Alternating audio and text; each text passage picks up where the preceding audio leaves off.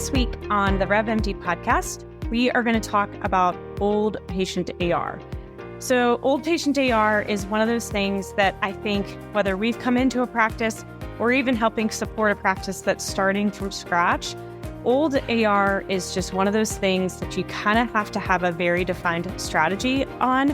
And it's something that we partner with our practices on trying to say, hey, here's some ideas, here's some things that can work for practices.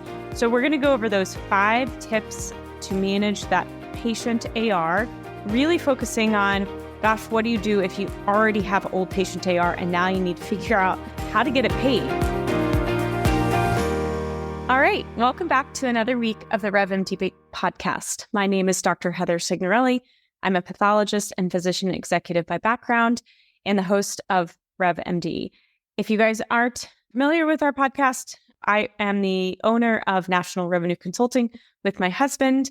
It is a full service medical billing and coding company, and we have multiple practices that we bill for and code for. We do everything from full RCM services to coding audits to credentialing, really anything that helps private practices get the revenue that they deserve. For those of you who are kind of new to medical billing, it's important to understand what accounts receivable is. So accounts receivable is that bucket of money that's due to the practice, right? And you've got insurance AR and you've got patient AR. Insurance AR is, the funny money, right? It's all about your fee schedule. Whatever you charge out there, it's just sitting there waiting to get paid. And then obviously, have any contractual adjustments. The difference is patient AR is actually money that is actually, due to you at 100%. And so it's like the real dollars. And so when you pull reports and look at your patient AR, that's the stuff you can look at and go, okay, I've got to get after that. That's the real dollars.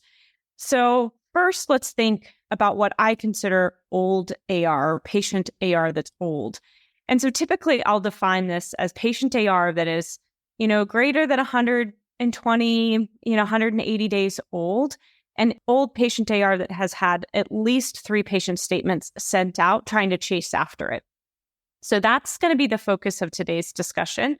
And again, these are very applicable if you're new in practice or you're like, hey, I just have new AR or new patient AR because you're on the newer side. These strategies absolutely will help and will work.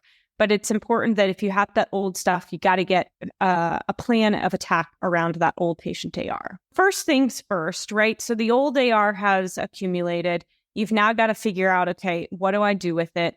So the old patient AR, what we like to do is pull it by patient, look at the age of the AR, look at the highest dollar to the lowest dollar, and have a policy around small balance write-offs. So it is not worth you sending a patient statement that is $1, $2, $5, probably anything less than $20 out. It's going to cost you more to send out patient statements A, B, C. And, because typically you're sending out 3 patient statements before you're kind of dealing with old debt.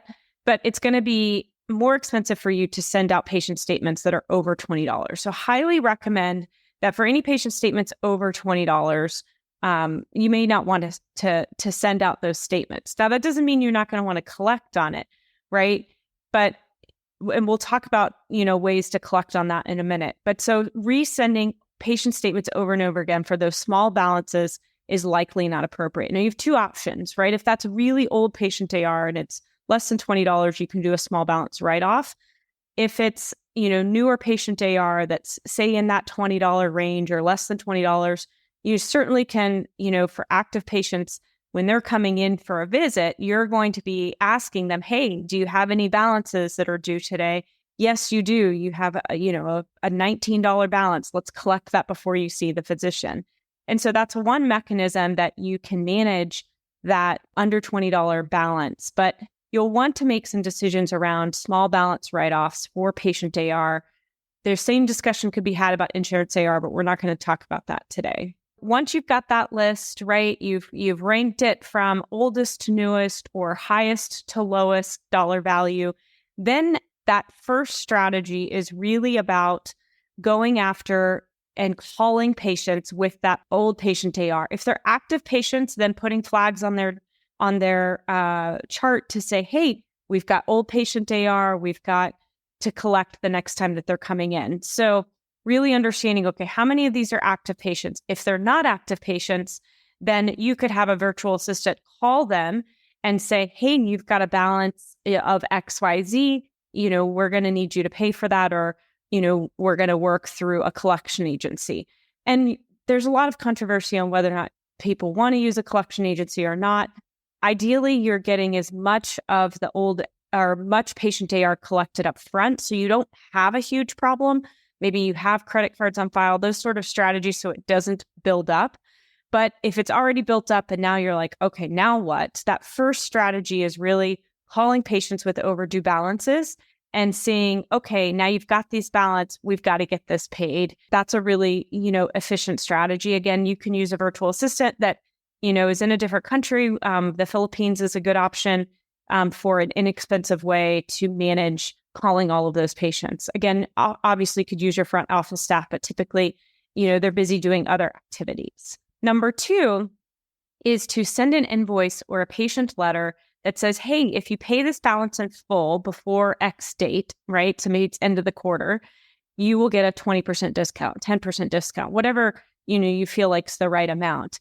But then that incentivizes patients to say, okay, we're going to use a collection agency, but we don't want to do that yet. And if you pay it in full and you pay with your 20% discount, you'll get rid of that balance and no collections, no more, invoice statements. That's a really good strategy, and actually one that our billing team just helped with one of our practices kind of send those out. And you can send those out through LetterStream, which is a good option. We use them. There's other kind of mail options you can use. Oftentimes, PM softwares or clearinghouses will have that option as well. And so again, a patient letter saying, hey, we're going to give you a discount if you pay before this date is a really good strategy for folks to get that old patient AR dealt with. You'll want to remember to do some sort of write-off or balance write-off for the 20% discount you gave so that it doesn't just keep sitting there. So you'll have to remember that piece. Number 3, credit card on file. I mentioned this kind of earlier. This is a strategy so that you never get there, but if it's been too late, you can certainly, for old patient AR, start collecting that moving forward and use it for any prior balances. Again, you have to have patients, sign a financial contract. They have to obviously consent to giving you their credit card. You have to store it in a compliant manner. And there are some good credit card processing agencies that will help you with being compliant and have that credit card on file so that if it's 30, 60, 90 days overdue, you just charge the credit card if it's, say, under $250. And so that's another good way to manage just patient AR in general. And it can be a way where you say, especially for those active patients, if you start getting those on file, hey, we're going to, either put you on a payment plan if it's a really high balance, or we're going to charge the credit card for those balances moving forward. Number 4, obviously, is my favorite way to manage AR in general. And that is all about collecting what's due to the patient before they're ever seen. And so this is why eligibility is a key thing. You have to make sure that, the insurance verification process is rock solid in your office. Once that insurance verification is done, it's completed, you can actually, most softwares will show you, okay, what's left in the deductible, what's the copay. Sometimes you have to go onto the website or make a phone call in order to get really good insurance cost information for a patient, but that's a big, big thing that you can help have a patient, know what they're going to be liable for really from the beginning. So, that patient is scheduled their visit. Even better if you've got an email that says, hey, just heads up, your copay is $20 or $35 and your deductible is this, so that they're prepared ahead of time. I even know some practices who actually send them a payment link beforehand and they have to pay it. And they're doing that before they've even stepped in the office for the visit. And so all good strategies, but really making sure that the patient's aware, hey, I have this amount due. It's the expectation that they pay it before we do a visit. And then that's just the culture that you set in your office. Obviously, if you have any unpaid balances, that's also going to be something that you collect. So you say, hey, you've got a $20 copay. You've got a $35 bill from last time. We're going to collect that today. So that should just be a a really hard and fast rule. I know that I've personally seen doctors in my own personal life that I go and they take that credit card on file. They have me sign the financial contract, collect that up front. If I've got a deductible or an out-of-pocket expense, I am paying that day. So that's another really good way to not only get rid of old patient AR balances, but also just kind of manage decreasing that patient AR in general. And the last, but typically least favorite one is obviously sending a patient to collections. So that's obviously going to be something that is, last resort. We don't like sending patients to collections. No one likes doing that.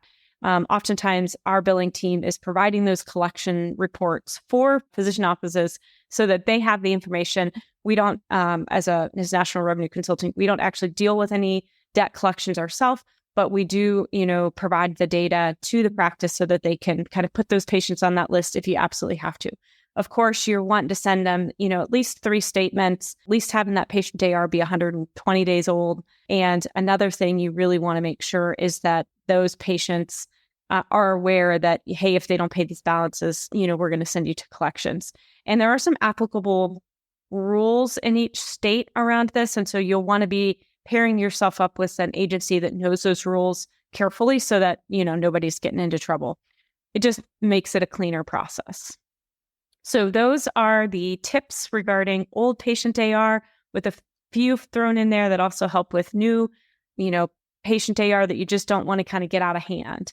So again, we'll go over those. Those are obviously calling patients with overdue balances. Number 2 is, sending them a letter or a discount invoice that says, hey, if you pay this in full, we'll give you that 10-20% discount. Number 3 is that credit card on file. So that's saying like, hey, if you give me your credit card on file, we'll just charge that for you. Number 4 is obviously collecting those balances with the patients coming into the office. And number 5, last but not least, is the sending the patient to collections. I do think it's really, really important to always educate patients on what they're paying. Right? What is a copay? What is a deductible? What is co-insurance? What is an out-of-pocket max? And so we do have a patient template on our website. You can head over to National Revenue Consulting, check out the Patient AR educational tool, just put in your email and that will download. And you can actually, it's in a tri-fold format, so you can just send it straight to the printers and fold it over, and you've got a tool you can hand out to your patients anytime they come in to say, hey, we're collecting a credit card on file. Here's our financial statement, and here's some education to you on, what does it mean to pay a copay and a deductible? Because the other important thing that I think patients don't recognize is that they don't realize that that is actually a contract not with you, the physician's office, but with the insurance company directly. And for physician practices, it is really important to know that you can't really just write off a whole bunch of patient AR regularly, meaning, you've got to make sure that when you decide to write off patient AR that you're doing because you've tried collecting it and you can't collect it, or a financial hardship.